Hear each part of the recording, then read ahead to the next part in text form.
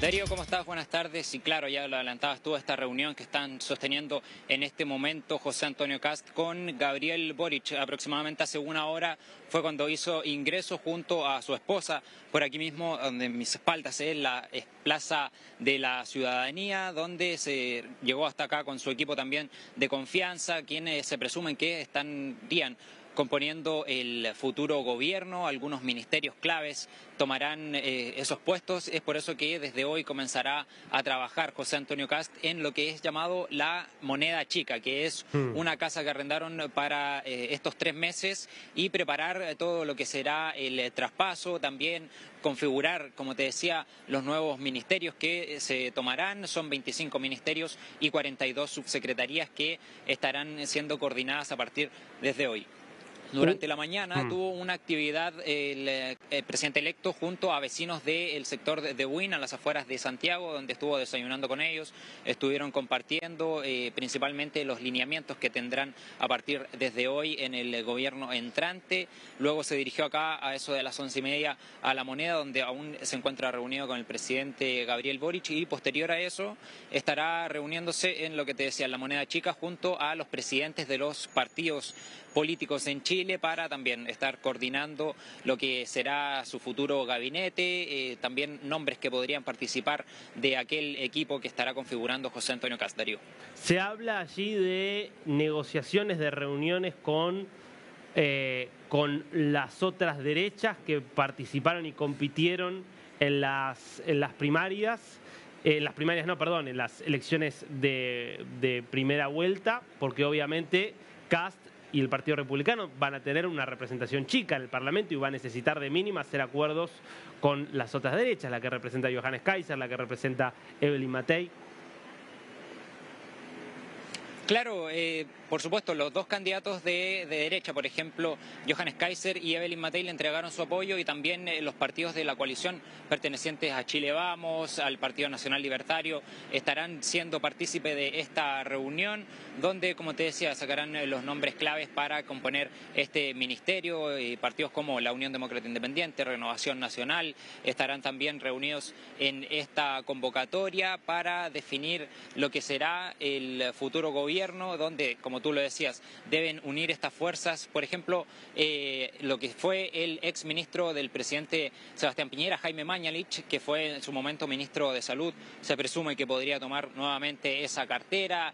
Por ahí la ex subsecretaria Paula Daza, entre otros nombres que se barajan para el futuro gobierno. Impecable, Klaus, quédate. Obviamente cualquier novedad, cualquier movimiento, termina la reunión, habla Boric, volvemos inmediatamente con vos allí. Por supuesto, aquí estaremos, Darío. Pero vamos a empezar a tratar de entender qué significa el triunfo de Kast, el triunfo de el primer presidente abiertamente de una derecha dura, que hace algunos años se calificaba de extrema derecha. En Chile es más difícil hablar hoy de que sea tan de extrema derecha, porque aparecieron candidatos con posiciones aún más extremistas como Johannes Kaiser, por ejemplo. Pero el punto es que es el primer candidato de una derecha dura que gana las elecciones en Chile y que lo hace de forma categórica en un contexto donde daría la sensación de que se ha abierto un giro marcado de toda América Latina o de toda América hacia la derecha. Uno de los que más hincapié hacía en esto era el presidente argentino Javier Milei, que se mostraba muy contento porque, entre otras cosas, tuvo varios roces con el gobierno de Boric. Esto publicaba Milei y el mapa lo publicaba el propio presidente Milei. La izquierda retrocede, la libertad avanza, viva la libertad, carajo, era la publicación justamente que hacía Milei. Y para muchos, ese mapa que ahora vamos a estar viendo en profundidad y lo vamos a extender porque eso muestra solo Sudamérica, toda América Latina.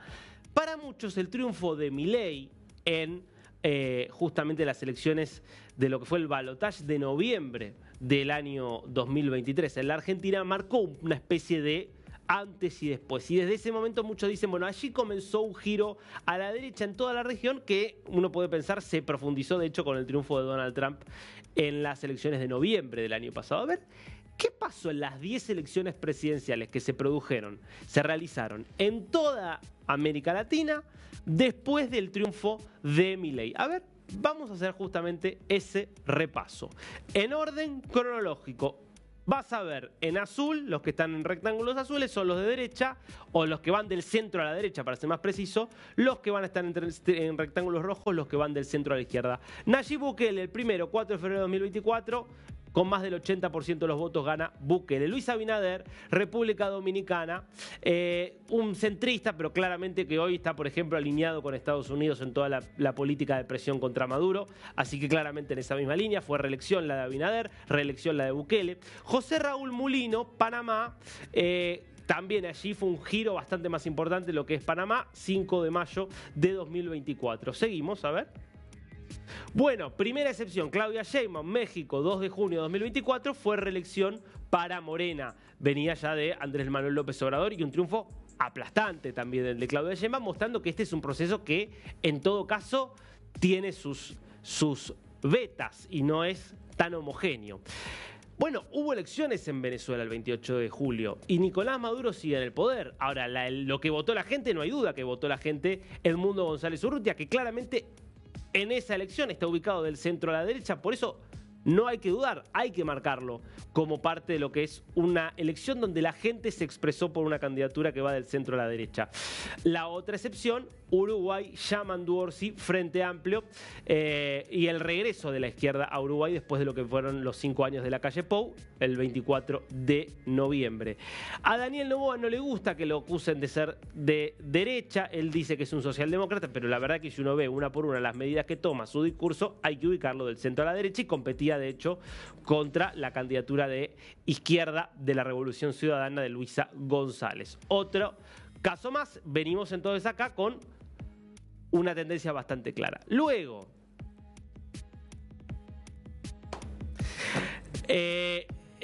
José Antonio Kast no se parece mucho a Noboa, vamos a ser justos, ¿no? Pero bueno, todos nos podemos equivocar. Rodrigo Paz, Bolivia. Rodrigo Paz, Bolivia, que la verdad que es un centrista, pero que ya claramente empezó a alinearse en contra de Maduro, en contra del régimen cubano, muy a favor de Estados Unidos, con lo cual está claramente alineándose en esa línea. Nasria Fura es el resultado provisorio que da ganadora Fura, es el candidato de Donald Trump del Partido Nacional. Habrá que ver si avanza el fraude que quiere hacer y el golpe de Estado que quiere hacer el gobierno de Xiomara Castro, y eso marca un punto de interrogación. Y después José Antonio Kast. ¿Qué termina mostrando este recorrido? Electo Milei, se realizaron 10 elecciones presidenciales en América Latina. En 8 de las 10 efectivamente ganan candidatos que van del centro hacia la derecha. Solo en 2 elecciones, que son México y Uruguay, gana la izquierda. Bueno, pareciera entonces haber una tendencia. Y desde que gana Donald Trump, 4 de 4. Desde que ganó Donald Trump, 4 elecciones, las 4 para candidatos de la derecha. ¿Cómo queda entonces el mapa de toda América Latina? Vamos a verlo y vamos a tratar de entender si esto es efectivamente un giro definitivo, si es un giro definitivo, o si en realidad es parte del péndulo en el que se está moviendo la política latinoamericana. Porque efectivamente Argentina giró a la derecha. Ahora, atención, porque Argentina ya había girado a la derecha en 2015. En 2015, Mauricio Macri le gana las elecciones a Cristina Kirchner. 4 años después giró a la izquierda. Entonces, ¿Milei representa un cambio de época para Argentina o es solamente lo que estamos viendo es que los gobiernos alternan porque los oficialismos no conforman a la gente y entonces la gente vota a la derecha y 4 o 5 años después vota a la izquierda y 4 o 5 años después vuelve a votar a la derecha? Atención con eso. Para hablar de un giro me parece que tendríamos que ver elecciones que ratifiquen ese rumbo. Por ahora en Argentina no lo sabemos. En Chile pasa lo mismo. Chile viene oscilando desde el año 2009. Desde el año 2009. Lagos le entregó el poder a Bachelet en 2005 y entonces empezó Bachelet, Piñera, Boric, Kast. Izquierda, derecha, izquierda, derecha, izquierda, derecha. Bueno, no sabemos si es un giro definitivo a la derecha o si en 4 años vuelve a gobernar Boric u otro candidato. Paraguay sí, Paraguay hace muchos años que está en la senda del Partido Colorado, que es claramente un partido de derecha, hoy con Santiago Peña. Pero en este caso es más una isla. Bolivia hoy ganó y gobierna algo que podríamos ubicar entre el centro y la derecha. ¿Esto será así dentro de 5 años? No lo sabemos, interrogante. Perú. Bueno, en Perú ganó Pedro Castillo hace 4 años. Hoy gobierna José Gerí, que claramente tiene un alineamiento diferente. ¿Quién va a ganar el año que viene? No lo sabemos. Incertidumbre. Ecuador, uno podría identificar que claramente Ecuador ha decidido no volver a la revolución ciudadana. Hay un sentimiento anticorreísta que se sostiene desde el año 2017. Eso parece sí ser parte de una tendencia. Ahora, Luisa González no estuvo tan lejos. Bueno, Uruguay lo dicho, Uruguay es parte de esta tendencia, izquierda-derecha, izquierda-derecha. Brasil, veremos. Brasil viene también siendo izquierda-derecha, izquierda-derecha. El año que viene Lula será reelecto y ahí entonces marcará que Brasil sigue por la senda de la izquierda o volverá a gobernar la derecha. No lo sabemos. Colombia lo mismo. Colombia venía gobernando por la derecha toda su historia. Petro rompe ese esquema y habrá que ver entonces qué pasa el año que viene. Si justamente Petro logra, en este caso que Iván Cepeda, que evidentemente va a ser el candidato oficialista, puede ganar o no. Venezuela, bueno, es una dictadura fuera de escena. ¿Qué pasa en Centroamérica? Panamá, Costa Rica, bueno, sí están en esa línea desde hace un tiempo. Habrá que ver qué sucede. Nicaragua es una dictadura. Habrá que ver qué sucede en Honduras. Lo tenemos allí marcado, obviamente, porque no se sabe si va a haber un robo o si quizás el conteo definitivo muestra que Nasrallah le ganó a Asfura, a pesar de que hoy en el provisorio hay 40.000 votos de diferencia. Y después el último caso, el de México. En México claramente parece haber un giro a la izquierda que se ha acentuado, con Sheinbaum revalidando el triunfo de Andrés Manuel López Obrador y le quedan todavía 5 años más a Sheinbaum. ¿Qué quiero decir? ¿Es tan evidente que estamos ante un giro a la derecha? Yo lo pondría entre interrogantes.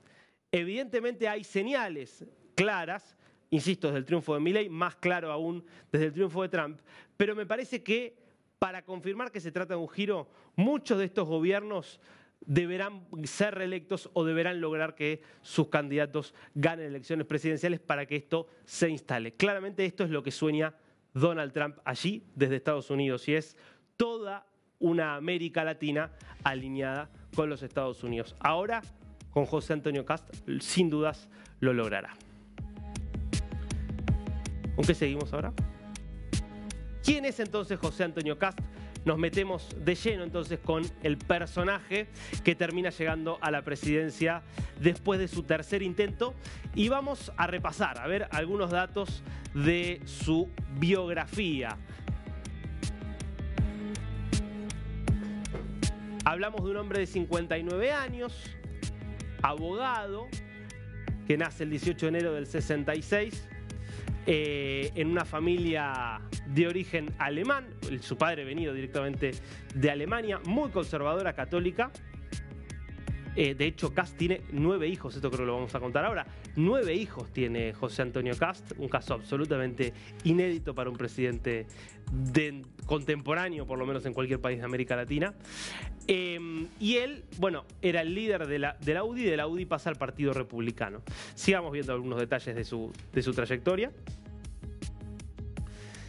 Él fue concejal en Buin, justamente donde estuvo desayunando hoy, allí en este distrito. Luego fue diputado durante 4 periodos entre 2002 y 2018. Y tiene una trayectoria partidaria interesante porque él había sido militante histórico de la UDI, que es un poco es el partido fundado por Jaime Guzmán, que fue el cerebro jurídico de Augusto Pinochet. Pero él renuncia en 2016 porque se estaba dando cuenta de que la UDI se había convertido en un partido de dinosaurios que quería el poder por el poder y que estaba perdiendo cierta conexión incluso con sus votantes más fieles. Y él empieza y lanza ya en 2017 una campaña presidencial independiente, fue su primera campaña presidencial, en la que sale cuarto, pero él empieza a instalarse como una figura muy dura de derecha, muy en el extremo del espectro ideológico hacia la derecha, con ideas muy conservadoras, pero que parecía como alguien más fresco, más genuino que esa derecha más tradicional que quería el poder por todos los medios. Ahí es importante entenderlo. Kast es claramente el presidente que está más a la derecha desde la vuelta a la democracia en Chile. Es alguien que, sin ruborizarse, ha defendido muchos aspectos de lo que fue la dictadura de Pinochet, aunque diferenciándose siempre de lo que fueron los abusos y las violaciones a los derechos humanos. Y es alguien cuyo hermano, su hermano mayor, fue un funcionario importante en la área económica del gobierno de Pinochet, fue presidente incluso del Banco Central, y él siempre defendió mucho a su hermano mayor, ya fallecido hace varios años. Entonces, me parece que en este sentido esto marca una especie de que pareciera que se rompió un tabú en Chile y que no hay tanto tema con votar a alguien que de alguna forma puede tener algún tipo de vínculo de cercanía, aunque sea con lo que fueron los años de la dictadura. Esto lo contamos, electo en su tercera campaña. En 2021, claro, hace 4 años había salido primero, pasa al balotaje y termina perdiendo contra Gabriel Boric. Claro, 2021, un país que evidentemente todavía estaba muy bajo el impacto del estallido social y que quería cambiar algunas cosas. Claramente ahora gana, entre otras cosas porque su campaña ha sido clara en una serie de ejes, de eso hablemos ahora un poquitito de eso, de ejes que tienen que ver con el foco en la seguridad, en la migración y en un giro pro mercado en materia económica. Podríamos decir, la figura de Kast, si es emblema de algo, si es representativa de algo, es de la idea de un Chile que recupere el orden perdido. Chile era un país muy conservador, muy procapitalista, muy pro mercado, con una policía, unos carabineros durísimos, con estadísticas muy bajas de homicidio, con una política en general bastante cerrada a la migración. Claramente eso se modificó en los últimos años. Hubo un estallido social en 2019 muy fuerte, entre otras cosas por la rigidez del sistema chileno, por desigualdades que también es verdad que estaban presentes en un sistema de una economía que había crecido mucho, pero que obviamente ese crecimiento no había sido equitativo, como suele ocurrir. Y entonces hubo, digamos, una cuestión de un repudio muy grande hacia las fuerzas de seguridad, consideradas como represivas, toda una idea de una economía que tenía que ser más controlada por el Estado, con mucho más reparto y redistribución de la riqueza. Las sensaciones que 4 años después marcan que el camino del rechazo a las fuerzas de seguridad terminó siendo muy problemático, que el camino también de una economía más controlada por el Estado no dio resultado y que muchos chilenos dicen volvamos a que las cosas sean como antes. Lo que no cambió son ciertas tradiciones, por ejemplo, de civismo republicano, como que el presidente, que está dejando sus funciones dentro de los próximos meses, llame, felicite y muestre esa conversación con el vencedor, por más que sea un acérrimo rival, como en este caso Boric, llamando a José Antonio Kast. Mira. Lo llamo siguiendo una linda tradición republicana que nos enorgullece, que nos honra, que es el llamado del presidente en ejercicio al presidente electo. Tal como conmigo tuvo la amabilidad de hacerlo el presidente Piñera, yo hoy día lo hago con usted. Recuerdo también cuando me fue a saludar aquel día hace 4 años, y hoy día le presento mis felicitaciones porque ha obtenido un triunfo claro. Y usted ha sido electo presidente de la República de Chile y por lo tanto de todos los chilenos y chilenas, y eso usted sabe, es una gran responsabilidad que hay que abordar con mucho cariño, con mucha humildad, con mucho trabajo. Y quiero que sepa que como presidente de la República y prontamente expresidente de la República siempre estaré a disposición para poder colaborar con los destinos de la patria. Le quiero agradecer, presidente, así como le planteé cuando fui a saludarlo, que también mi interés era ser presidente, o sea, era colaborar para que recuperáramos la paz entre nosotros.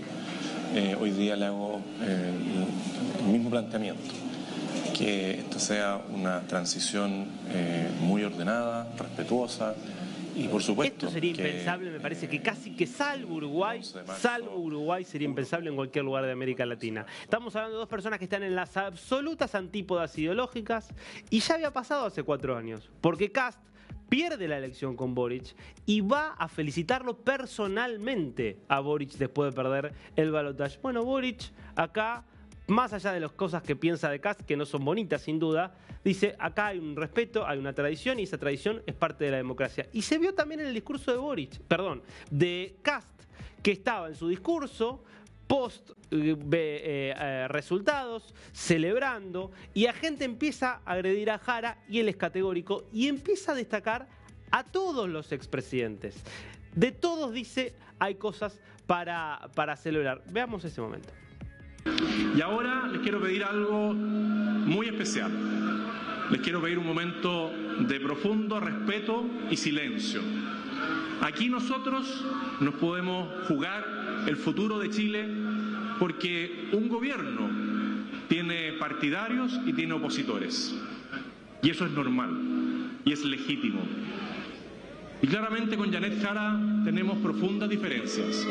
Respeto y silencio, lo repito de nuevo, respeto y silencio es lo que va a marcar nuestra gestión de gobierno, el respeto. Porque si nosotros no lo logramos, la división va a seguir de manera permanente.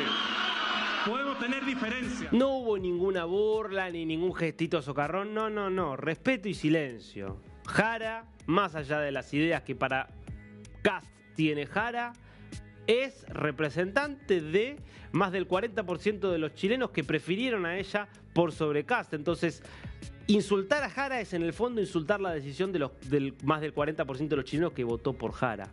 Me parece que eso es lo que explica por qué Chile está en un lugar de privilegio en toda América Latina, con todos los problemas que tiene, sin duda, problemas graves en materia de seguridad, inmigración, incluso en materia económica se han agravado estos 4 años y por eso gana de forma tan contundente Kast. Pero al margen de eso, hay algo que funciona, políticas de Estado que existen, una convivencia que existe y funciona, porque todos los actores entienden que la democracia es lo más importante y que respetar al rival es respetar en el fondo a los ciudadanos.